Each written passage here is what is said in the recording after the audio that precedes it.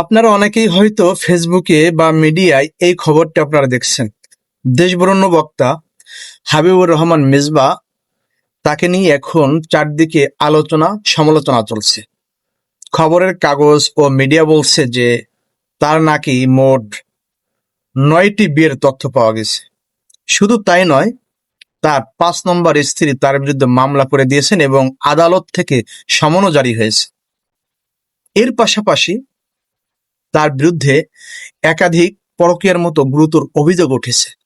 দর্শক, একটু চিন্তা করে দেখুন তো, এই মানুষগুলি যখন স্টেজে ওঠেন তখন জামাতের বিরুদ্ধে কত কথাই না বলেন, নিজেদের খুব হক্কানি এবং খাঁটি বলে জাহির করে থাকে। কিন্তু আড়ালে যদি তাদের ব্যক্তিগত জীবন এমন হয়, তবে সাধারণ মানুষ তাদের কাছ থেকে ভালো আর কি শিখবে বলেন?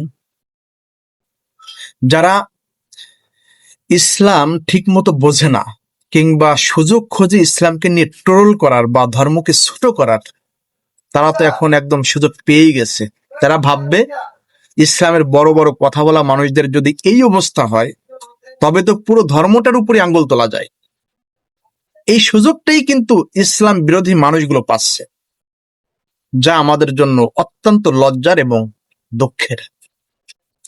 ধর্মের কথা বলা বা মানুষকে ভালো পথ দেখানো মুখের কথা না, এটা বললেই হয় না, এর জন্য অনেক দায়িত্বশীল হতে হয়। কিন্তু নিজের চরিত্র ঠিক না রেখে ধর্মের লেবাস পরে এইসব করলে ধর্মেরই বেশি ক্ষতি হয়। আল্লাহ আমাদের সবাইকে এসব ফিতনা এবং খারাপ অবস্থা থেকে হেফাজত করুন, আমিন। দর্শক, পুরো বিষয়টি নিয়ে আপনাদের কি মনে হয়? একজন ধর্মীয় বক্তার এমন আচরণ আপনারা কিভাবে দেখছেন? কমেন্ট বক্সে আপনাদের মূল্যবান মতামত জানান, আর এই ভিডিওটি শেয়ার করে অন্য ভাইদেরও সচেতন হওয়ার সুযোগ করে দিন। আজ এই পর্যন্তই, সবাই ভালো থাকবে। আল্লাহ হাফেজ।